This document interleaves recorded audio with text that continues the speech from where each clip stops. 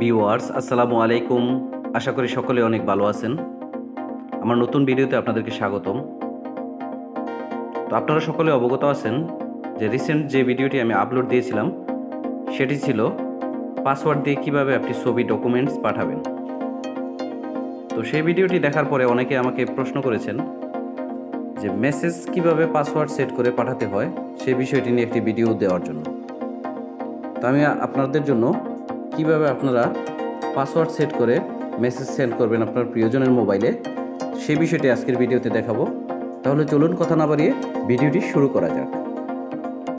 নতুন নতুন ভিডিও পেতে চ্যানেলটিকে সাবস্ক্রাইব করে পাশে থাকা বেল আইকনটি অল করে দিন, যাতে করে আমার নিত্য নতুন ভিডিওগুলো আপনাদের কাছে পৌঁছে যায় সবার আগে।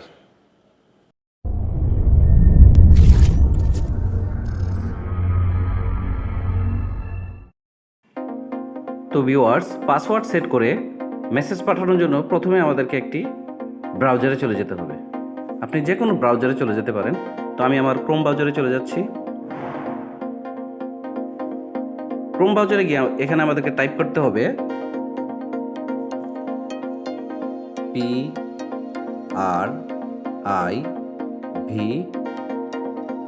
PRIVNOTE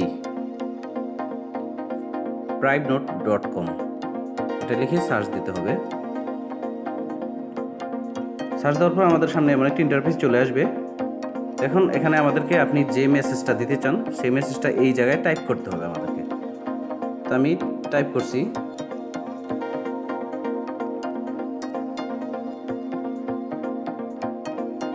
কেমন আছেন। তো এই লেখাটাই আমি এখন সেন্ড করব। তো সেন্ড করার জন্য প্রথমে আমাদেরকে এখানে একটা পাসওয়ার্ড সেট করতে হবে। তো এখান থেকে আমাদেরকে দেখতে পাচ্ছেন এখানে শো অপশন নামে একটি অপশন আছে।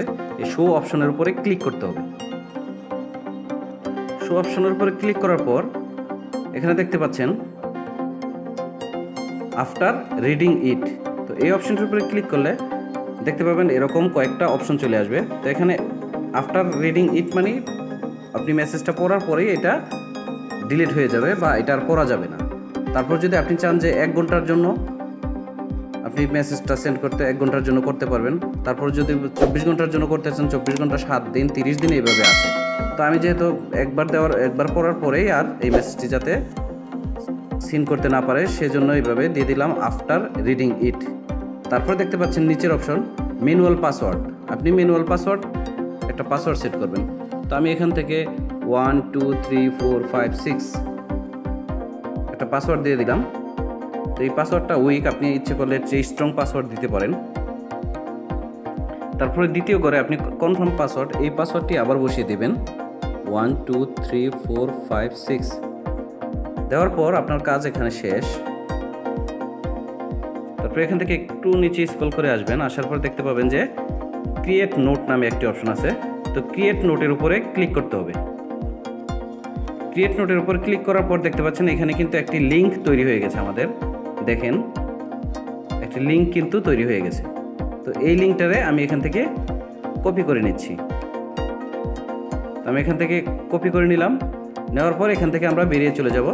এখন আমি যেই নাম্বারে বা যাকে আমি মেসেজটা দিব তার মেসেঞ্জারে গিয়ে তার ইয়েতে ঢুকে যাব, প্রোফাইলে ঢুকে যাব। তারপর এখান থেকে পেস্ট করে দেব। পেস্ট করে দিলেই কিন্তু আমার মেসেজটি সেন্ড হয়ে গেল। এখন সে যদি পাসওয়ার্ড জানে তাহলে মেসেজটি সিন করতে পারবে, না হলে করতে পারবে না। তো এখন যদি আমি আপনাদেরকে মেসেঞ্জারে গিয়ে দেখাই, এখানে দেখেন, এখানে যদি আমি ওপেন করতে যাই,